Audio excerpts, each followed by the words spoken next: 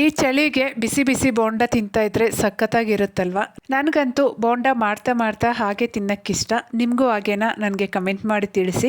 ಏನಿದೆ ಬೋಂಡ ಮಾಡೋದು ಎಲ್ಲರಿಗೂ ಗೊತ್ತಿರೋದಲ್ವಾ ಅಂದ್ಕೋಬೇಡಿ. ಈ ರೀತಿ ಒಂದ್ಸರಿ ಟ್ರೈ ಮಾಡಿ, ಸಖತ್ತಾಗಿರುತ್ತೆ. ಹಾಗೆ ಬೇಗ ಸಹ ಈಸಿಯಾಗಿ ಆಗುತ್ತೆ.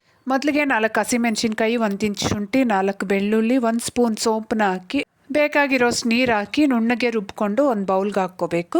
ಅದಕ್ಕೇನೆ 1 ಕಪ್ ಕಡಲೆ ಹಿಟ್ಟು, 1 ಸ್ಪೂನ್ ಅಕ್ಕಿ ಹಿಟ್ಟು, ಕಡಲೆ ಹಿಟ್ಟು ತಗೊಂಡಿದ್ದ ಕಪ್ಪಲ್ಲೇ 1 ಕಪ್ಪಷ್ಟು ಈರುಳ್ಳಿ, ಸ್ವಲ್ಪ ಕೊತ್ತಂಬರಿ ಸೊಪ್ಪು, ರುಚಿಗೆ ಬೇಕಾಗಿರೋಷ್ಟು ಉಪ್ಪು, ಹಾಗೆ 1 ಚಿಟಿಕೆಯಷ್ಟು ಸೋಡಾ, ಇಷ್ಟನ್ನು ಹಾಕ್ಕೊಂಡು ಸ್ವಲ್ಪನೇ ನೀರನ್ನು ಹಾಕ್ಕೊಂಡು ಹಿಟ್ಟನ್ನು ಕಲಿಸ್ಕೋಬೇಕು. ಬೋಂಡ ಮಾಡುವಾಗ ಹಿಟ್ಟು ಎಷ್ಟು ಪ್ರಮಾಣ ಇರುತ್ತೋ ಅಷ್ಟೇ ಪ್ರಮಾಣದಲ್ಲಿ ಈರುಳ್ಳಿ ಹಾಕ್ಕೊಂಡ್ರೆ ಬೋಂಡ ಟೇಸ್ಟ್ ಚೆನ್ನಾಗಿರುತ್ತೆ. ಹಿಟ್ಟನ್ನು ಕಲಸಿ ಆದಮೇಲೆ 15ರಿಂದ 20 ನಿಮಿಷ ನೆನೆಯಕ್ಕೆ ಬಿಡಬೇಕು.